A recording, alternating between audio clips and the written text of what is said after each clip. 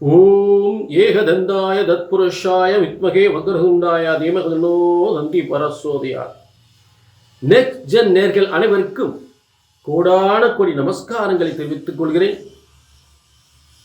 இப்ப ஜூலை மாதத்தின் பலன்கள் உங்களுக்காக பிரம்மன், உங்க தலையெழுத்த பிரம்மன் ஜூலை மாதத்தில் எப்படிப்பட்ட யோகங்களை வழங்கப் போகிறார், பிரம்மனால் எழுதப்பட்ட தலையெழுத்து இந்த ஜூலை மாதத்தில் உங்களுக்கு என்ன யோகங்கள் நடக்கப் போகின்றது, எந்த வெற்றியை நோக்கி போக போகிறீர்கள், எந்த வெற்றி உங்களுக்கு கிடைக்கப் போகின்றது, எதை சாதிக்கப் போகிறீர்கள், எதில் நீங்கள் ஜாக்கிரதையாக இருக்க வேண்டும், எதை துணிந்து செய்யலாம், என்னென்ன வெற்றிகள் உங்களுக்கு கிடைக்கப் போகின்றது என்பது எல்லாமே பிரம்மனால் எழுதப்பட்ட தலையெழுத்து. இதை சரியாக கணித்து சரியாக சொன்னால் சரியாக நடக்கும். ஜோதிட சாஸ்திரம் ஒருபோதும் தப்புவதில்லை, தவறுவதில்லை. உதாரணத்துக்கு கடந்த காலங்கள் இன்றைய தமிழக முதல்வராக இருக்கக்கூடிய விஜய் தமிழக முதல்வராக வருவார் என்று 2 வருடங்களுக்கு முன்னே நான் கணித்து சொல்றேன். அதனுடைய ஆதாரப்பூர்வமாக புதிய தலைமுறையில் என்னுடைய நிகழ்ச்சியை நீங்கள் பார்க்கலாம்.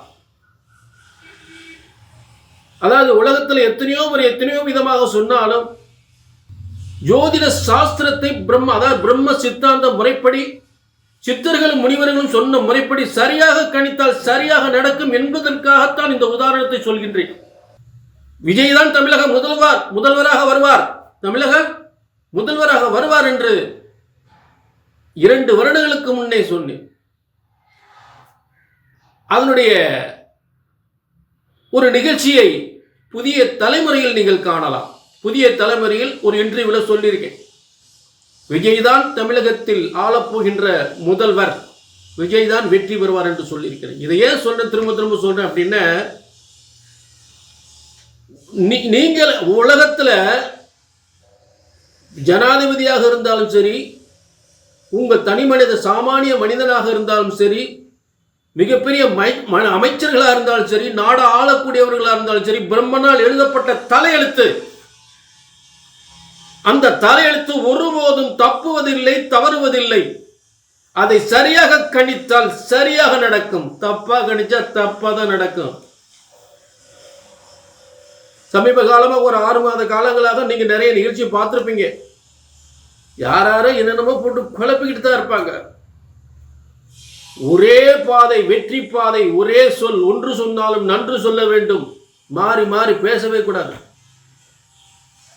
மதில் மேல போன மாதிரி பாயக்கூடாது, அங்கிட்டு போனா அங்கிட்டு பாய, இங்கிட்டு போனா அந்த மாதிரி கரெக்டான இதுதான், இப்படித்தான். அது எப்படி? பிரம்மனுடைய தலையெழுத்து சரியாக கணித்து சொன்னால் சரியாக நடக்கும். சரி, இப்ப ஜூலை மாத பலன்கள். இந்த ஜூலை மாத பலன்களை ஜூலை 1 முதல் ஜூலை 31 வரை, ஆணி 17 முதல் ஆடி 15 வரை இருக்கக்கூடிய ஜூலை மாத பலன்களை நம்ம ரொம்ப சிறப்பா, உங்க தலையெழுத்து இதில் என்ன எழுதியிருக்கார் பிரம்மன், உங்களுடைய வெற்றி என்ன, தோல்வி என்ன, எதில் நீங்கள் எச்சரிக்கையாக இருக்க வேண்டும், எதை சாதிக்க வேண்டும் என்பதை தெளிவாக பார்க்கலாம். புரிஞ்சுட்டீங்களா? அதே நேரம் இது பொது பலன். உங்க தனிப்பட்ட ஜாதகத்தை பார்க்கணும்னு, ஏன்னா இந்த பொது பலன் என்பது ஜோதிடத்தினுடைய விதிமுறைகளை உங்களுக்கு தெளிவுபடுத்துவதற்காகத்தான். உண்மையான உங்க தலையெழுத்து என்பது உங்கள் உண்மையான ஜாதகத்தில் இருக்கும். நீங்கள் இந்த மாதம் எதை செய்ய போகிறீர்கள் என்பது தற்போதுள்ள கிரக அமைப்புகளுக்கும் உங்கள் ஜாதகத்திற்கும் இணைய வேண்டும். அப்போது சரியான வெற்றி கண்டிப்பாக கிடைக்கும். மேச ராசி நேயர்களே, ஜூலை மாதம் உங்களுக்கு பிரம்மன் எழுதிய தலையெழுத்து என்ன நடக்க போகின்றது என்பதை தெளிவாக பார்ப்போம். முதல்ல மேசத்திற்கு, அதாவது பார்த்தீங்கன்னா தனஸ்தானம் அப்படின்றது, தனம்னா வருமானம்.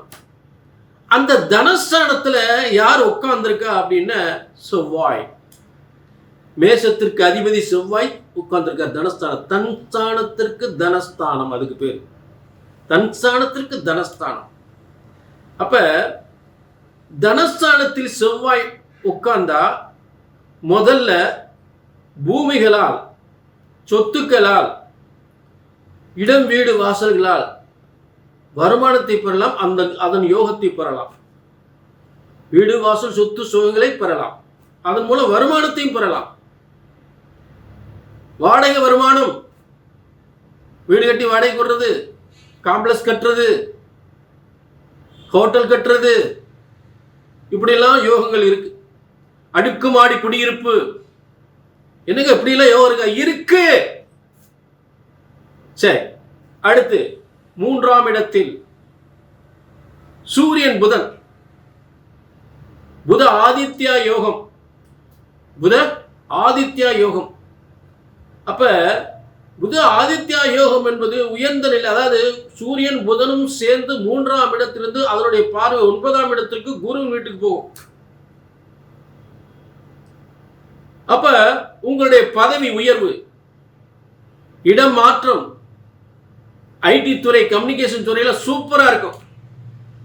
பதவி உயர்வு கிடைக்கும். 1க்கு 2 வருமானம் கிடைக்கும்.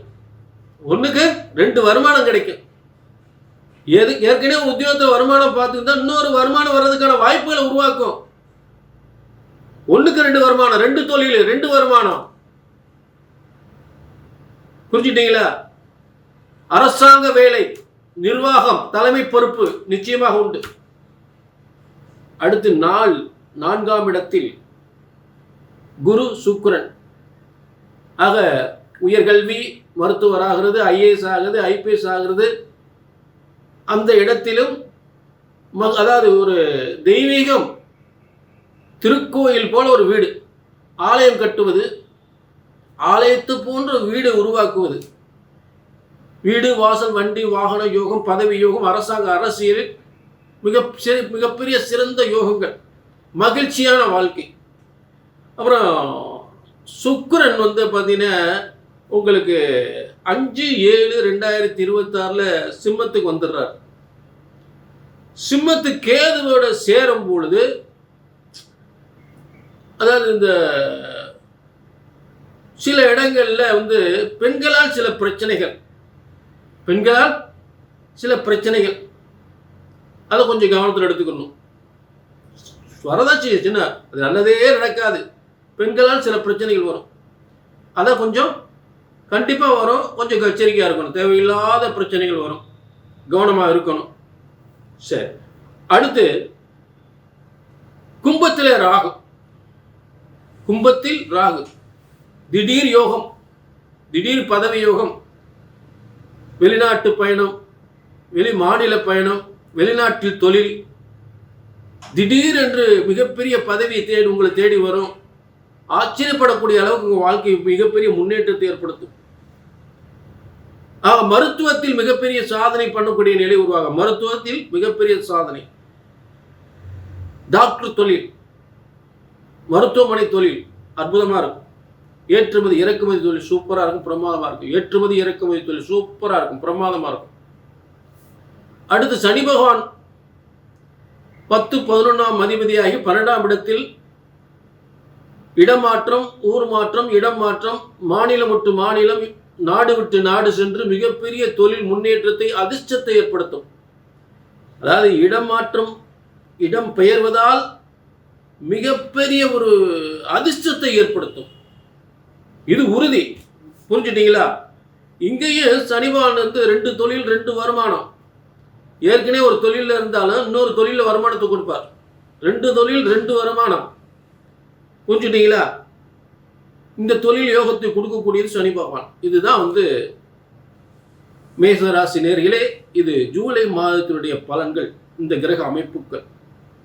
இதில் ஏதாவது உங்கள் தனிப்பட்ட ஜாதகத்தை பார்க்கணும் அப்படின்னா கீழே நம்பர் இருக்கு, நோட் பண்ணிக்கங்க. திரும்பவும் சொல்கிறேன், இது பிரம்மனுடைய தலை எழுத்து. இதுதான் இந்த தலை எழுத்து. உங்கள் சுய ஜாதகத்தில் இருக்க தலையெழுத்து 2 ஒத்து போனால் அப்படியே நடக்கும். கீழே நம்பர் இருக்கு, நோட் பண்ணிக்கங்க. ஒரு அப்பாயின்மெண்ட் வாங்கிக்கலாம். சரிங்களா?